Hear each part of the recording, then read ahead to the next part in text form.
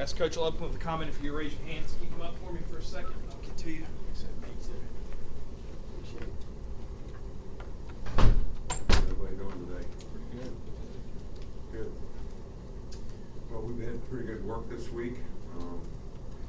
Been a little warm, but I think this is probably good for our players. Probably that kind of circumstance on Saturday.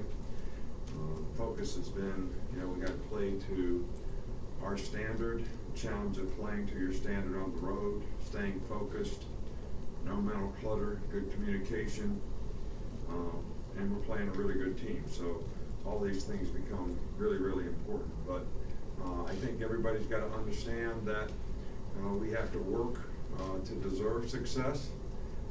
You're never entitled to it, no matter what you've accomplished or done in the past, individually or collectively as a team.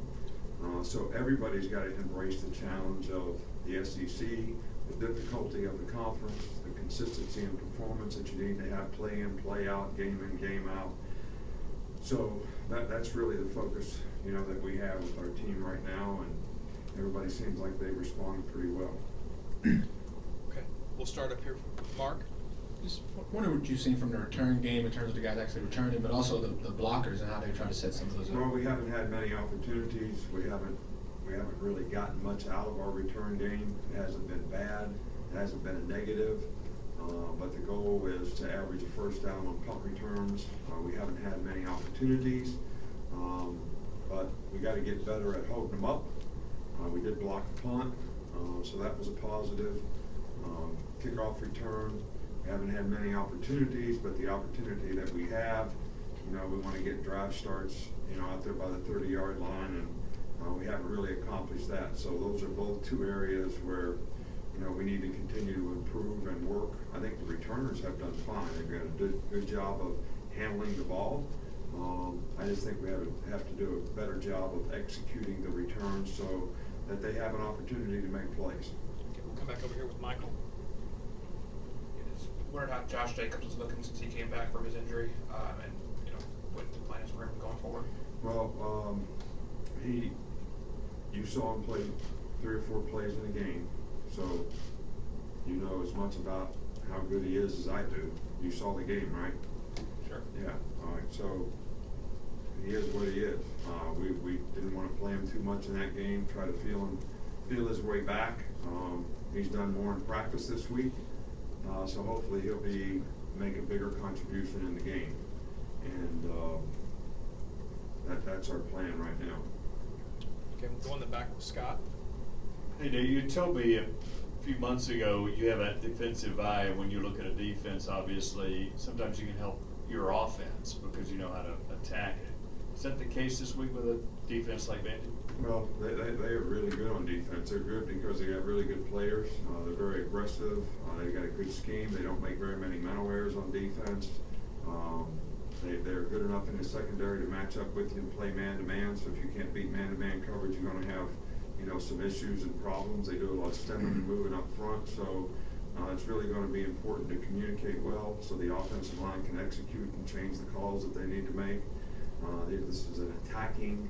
When I say attacking, I don't mean necessarily blitzing attacking, but I'm talking about striking, upfield, being very aggressive, playing downhill with the linebackers, and they do a really good job of that. So,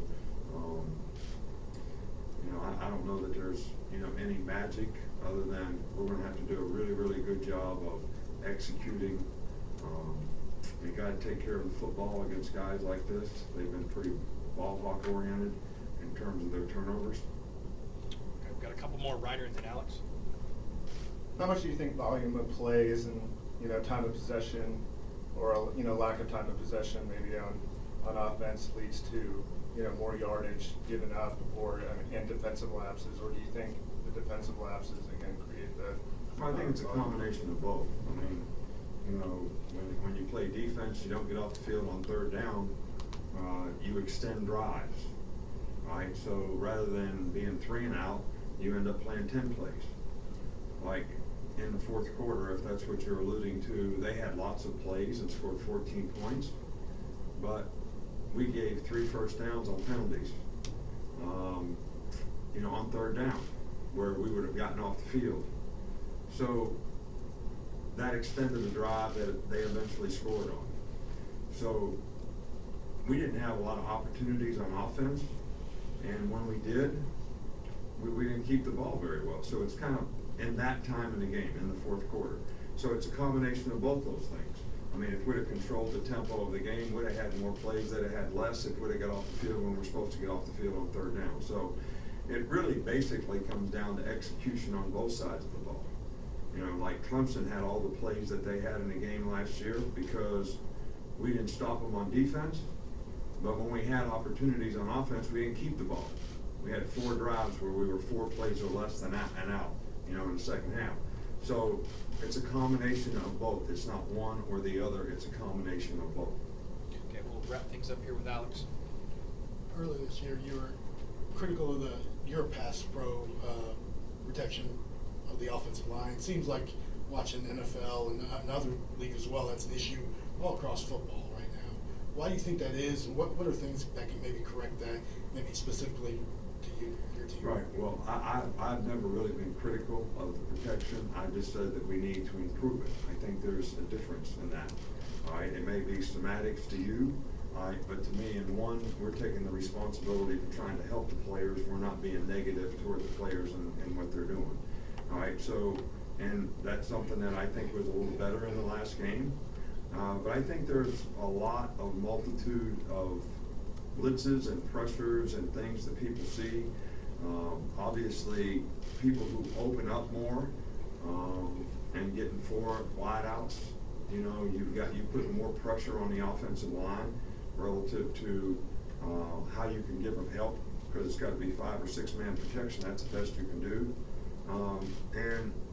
I think the game has changed where people look, because of style of play, for faster players to play defense. All right, so you're looking for guys that, you know, are really good in situations like that, because that's what the game has become. If some of the guys that play now that are very, very good players would have played 20 years ago, when people were in regular formations running the ball, they wouldn't have been in a position they could play. So the style of play and the style of players has changed, relatively speaking.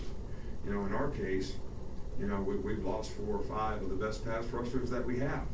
All right, so that's had, you know, some effect, you know, on the kind of edge rushers that we can have and the kind of multiples of things that you can do with those kind of players. Okay, Coach, that's it. All right, Thank you. Thank you.